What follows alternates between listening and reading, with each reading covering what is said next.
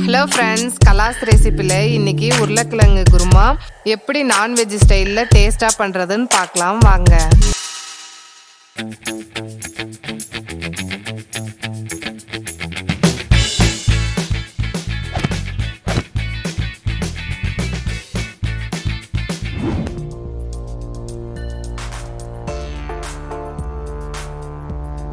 இருபது பல்லு பூண்டு, ஒரு சின்ன துண்டு இஞ்சி எடுத்து வச்சுருக்கோம். இது மிக்ஸி ஜாரில் போட்டு நல்லா நைஸாக பேஸ்ட்டாக அரைச்சி எடுத்துக்கோங்க.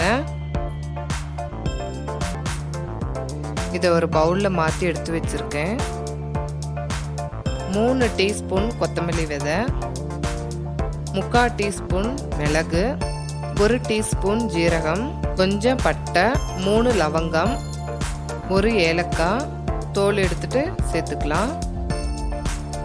பிரியாணி இலை சின்னதாக 3, காரத்துக்கேற்ற வரமிளகா, 1 டீஸ்பூன் நடக்கடலை, கொஞ்சம் கருவேப்பிலை. இது எல்லாத்தையும் சேர்த்து நல்லா வறுத்துக்கோங்க. நடக்கடலை இல்லைன்னா பரவாயில்ல, விட்டுருங்க. இது டேஸ்ட்டும் நல்லா இருக்கும், உங்களுக்கு குருமாவும் கெட்டி கொடுக்குங்க. மசாலா ஃப்ரை ஆனோடனே லாஸ்டில் ஒரு 4 டீஸ்பூன் துருவின தேங்காய் சேர்த்து இதையும் நல்லா வறுத்துக்கோங்க. தேங்காய் வறுபட்டோடனே மிக்ஸி ஜாரில் சேர்த்து நல்லா நைஸாக பேஸ்ட் போல் அரைச்சி எடுத்துக்கோங்க. கொஞ்சமாக தண்ணி சேர்த்துக்கோங்க. பாருங்கள், அரைச்சிட்டோம். இது இருக்கட்டும். சேம் குக்கர் பேனில் கொஞ்சம் எண்ணெய் சேர்த்துக்கோங்க. 1/4 டீஸ்பூன் ஜீரகம், அது பொரிஞ்ச உடனே கொஞ்சம் கருவேப்பிலை, அரைச்ச இஞ்சி பூண்டு பேஸ்ட்டை இது கூட சேர்த்து நல்லா வதக்கிக்கோங்க.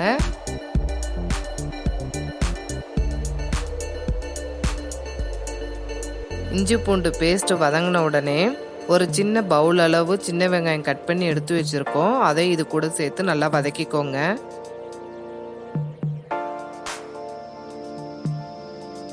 வெங்காயம் பாருங்கள் நல்லா வதங்கிருச்சு. இந்த சைஸில் 4 உருளைக்கிழங்கு எடுத்திருக்கேன். இதை தோலோட சின்ன சின்னதாக கட் பண்ணி இது கூட சேர்த்துக்கோங்க. இதுக்கு தேவையான உப்பு, கொஞ்சம் மஞ்சத்தூள், கொஞ்சம் பெருங்காயத்தூள் சேர்த்து இதை நல்லா கலந்து விட்டுக்கோங்க. உருளைக்கிழங்கு எண்ணெயிலே வேகட்டும், தண்ணி எதுவும் சேர்க்காதீங்க. எண்ணெயிலே பாதி உருளைக்கிழங்கு வேகும் போது டேஸ்ட்டும் ரொம்ப நல்லா இருக்குங்க. ஸ்லைஸாக கட் பண்ணி வச்சுருக்க 2 மீடியம் சைஸ் தக்காளியை இது கூட சேர்த்து இதையும் நல்லா வதக்கிக்கோங்க. உங்களுக்கு உருளைக்கிழங்கு பிடிக்கலன்னா 2 கிழங்கு கூட சேர்த்துக்கலாங்க. டேஸ்ட் ஒன்றும் சேஞ்ச் ஆகாது.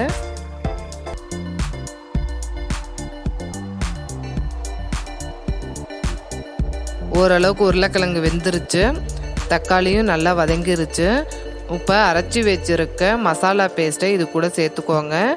மிக்ஸி ஜாரில் கொஞ்சம் எக்ஸ்ட்ராவாக தண்ணி சேர்த்து அதையும் நான் இதில் சேர்த்துக்கிறேன். இது ராஸ்மல் போகணும், கொஞ்சம் நேரம் கொதிக்கட்டும்.